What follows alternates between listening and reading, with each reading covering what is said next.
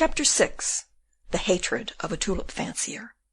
From that moment, Boxtel's interest in tulips was no longer a stimulus to his exertions, but a deadening anxiety. Henceforth all his thoughts ran only upon the injury which his neighbour would cause him, and thus his favourite occupation was changed into a constant source of misery to him.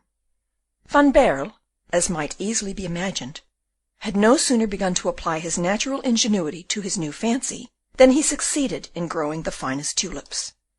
Indeed, he knew better than any one else at Haarlem or Leyden, the two towns which boast the best soil and the most congenial climate, how to vary the colours, to modify the shape, and to produce new species. He belonged to that natural humorous school who took for their motto in the 17th century the aphorism uttered by one of their number in 1653, "To despise flowers is to offend God." From that premise the school of tulip-fanciers, the most exclusive of all schools, worked out the following syllogism in the same year: "To despise flowers is to offend God." The more beautiful the flower is, the more does one offend God in despising it. The tulip is the most beautiful of all flowers. Therefore, he who despises the tulip offends God beyond measure. By reasoning of this kind, it can be seen that the 4,000 or 5,000 tulip growers of Holland, France, and Portugal, leaving out those of Ceylon and China and the Indies, might, if so disposed, put the whole world under the ban, and condemn as schismatics and heretics, and deserving of death, the several hundred millions of mankind whose hopes of salvation were not centred upon the tulip. We cannot doubt that in such a cause Boxtel, though he was Van Baerle's deadly foe, would have marched under the same banner with him. Mynheer Van Baerle and his tulips, therefore, were in the mouth of everybody, so much so that Boxtel's name disappeared for ever from the list of the notable tulip growers in Holland, and those of Dort were now represented by Cornelius Van Baerle, the modest and inoffensive savant, engaging heart and soul in his pursuits of sowing, planting, and gathering. Van Baerle, caressed by the whole fraternity of tulip growers in Europe, entertained not the least suspicion that there was at his very door a pretender whose throne he had usurped. He went on in his career, and consequently in his triumphs, and in the course of 2 years he covered his borders with such marvellous productions as no mortal man, following in the tracks of the Creator, except perhaps Shakespeare and Rubens, have equalled in point of numbers. And also, if Dante had wished for a new type to be added to his characters of the Inferno, he might have chosen Boxtel during the period of Van Baerle's successes. Whilst Cornelius was weeding, manuring, watering his beds, whilst kneeling on the turf border, he analysed every vein of the flowering tulips, and meditated on the modifications which might be effected by crosses of colour or otherwise, Boxtel, concealed behind a small sycamore which he had trained at the top of the partition wall in the shape of a fan, watched, with his eyes starting from their sockets, and with foaming mouth, every step and every gesture of his neighbour, and whenever he thought he saw him look happy, or descried a smile on his lips, or a flash of contentment glistening in his eyes, he poured out towards him such a volley of maledictions and furious threats as to make it indeed a matter of wonder that this venomous breath of envy and hatred did not carry a blight on the innocent flowers which had excited it. When the evil spirit has once taken hold of the heart of man, it urges him on without letting him stop. Thus, Boxtel soon was no longer content with seeing Van Baerle. He wanted to see his flowers too. He had the feelings of an artist. The masterpiece of a rival engrossed his interest.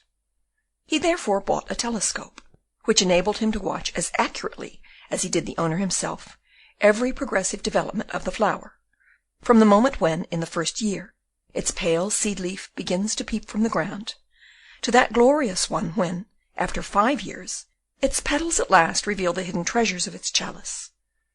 How often had the miserable, jealous man to observe in Van Baerle's beds tulips which amazed him by their beauty, and almost choked him by their perfection.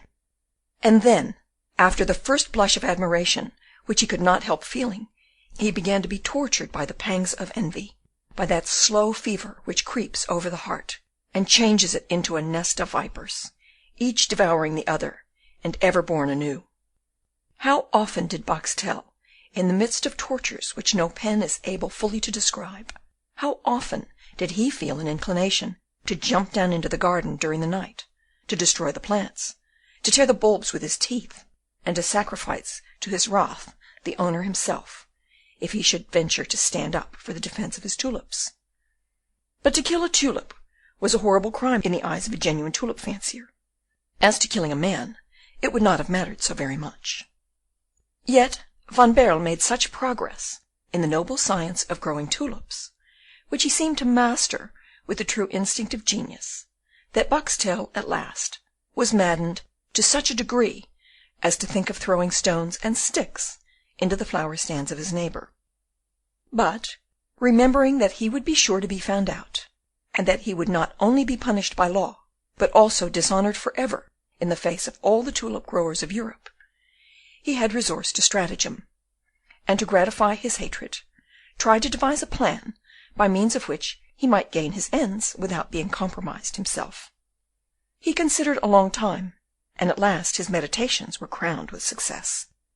One evening he tied 2 cats together by their hind legs with a string of about 6 feet in length, and threw them from the wall into the midst of that noble, that princely, that royal bed, which contained not only the Cornelius de Witt, but also the Beauty of Brabant, milk-white, edged with purple and pink, the Marble of Rotterdam, colour of flax, blossoms feathered red and flesh colour, the Wonder of Haarlem, the Colombine obscure, and the Colombine clair ternée.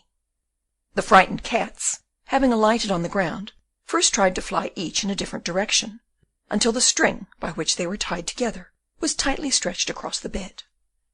Then, however, feeling that they were not able to get off, they began to pull to and fro, and to wheel about with hideous caterwaulings, mowing down with their string the flowers among which they were struggling, until, after a furious strife of about a quarter of an hour, the string broke, and the combatants vanished.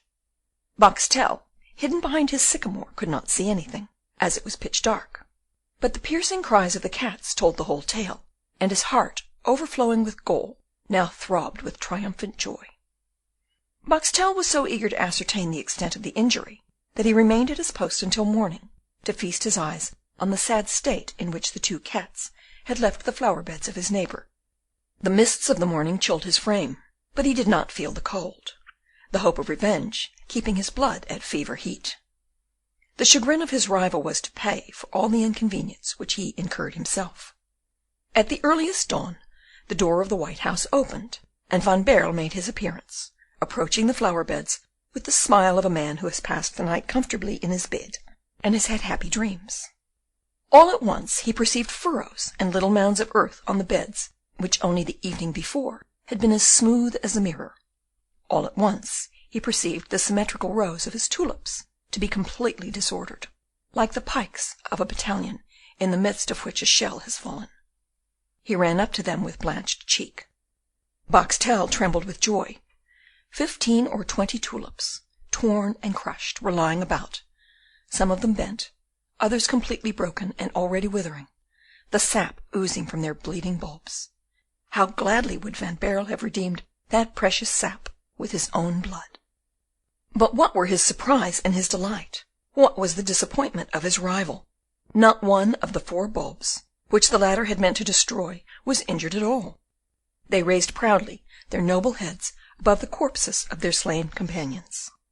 This was enough to console Van Baerle, and enough to fan the rage of the horticultural murderer, who tore his hair at the sight of the effects of the crime which he had committed in vain.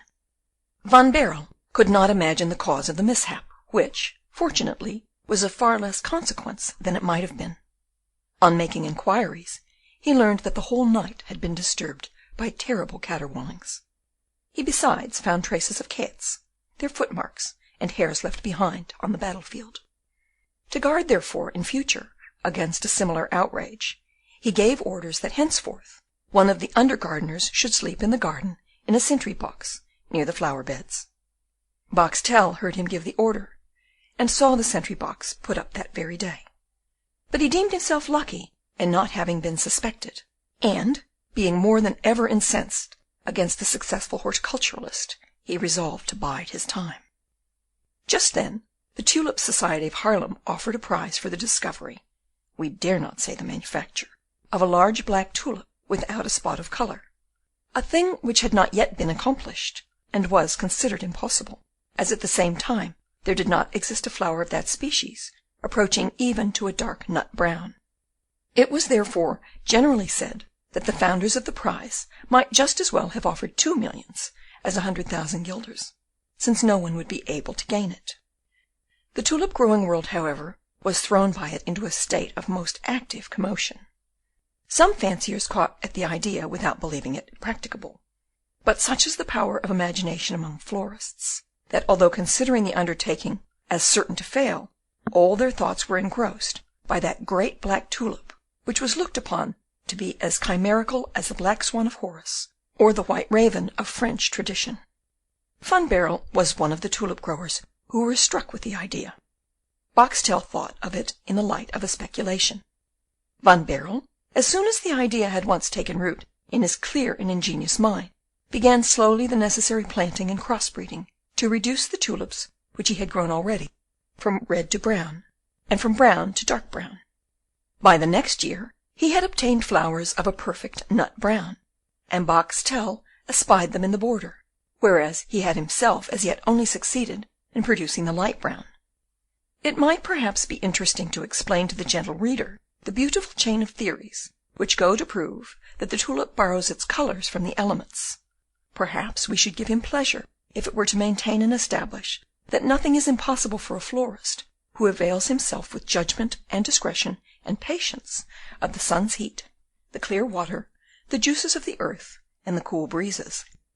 But this is not a treatise upon tulips in general.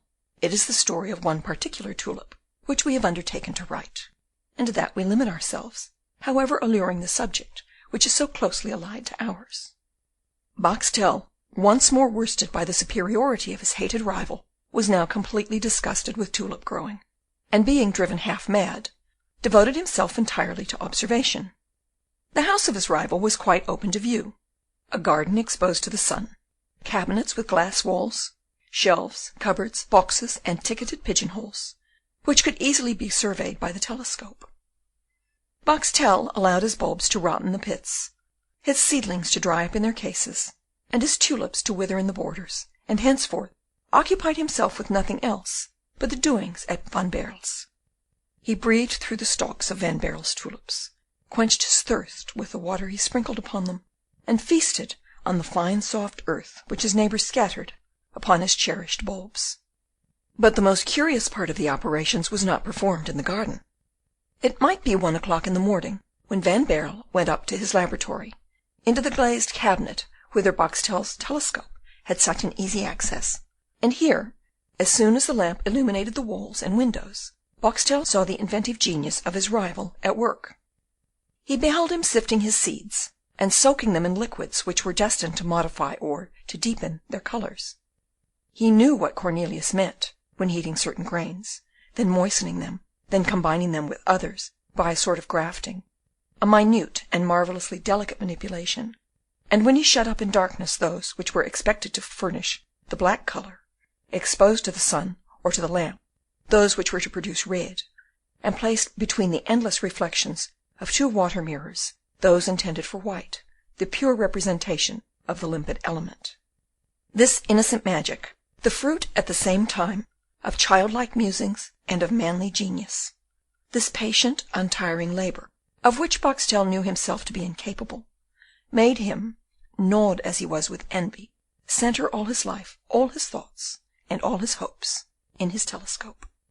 For, strange to say, the love and interest of horticulture had not deadened in Isaac his fierce envy and thirst of revenge. Sometimes, whilst covering Van Baerle with his telescope, he deluded himself into a belief that he was levelling a never-failing musket at him, and then he would seek with his finger for the trigger to fire the shot which was to have killed his neighbour. But it is time that we should connect with this epoch of the operations of the one and the espionage of the other the visit which Cornelius de Witt came to pay to his native town. End of chapter 6.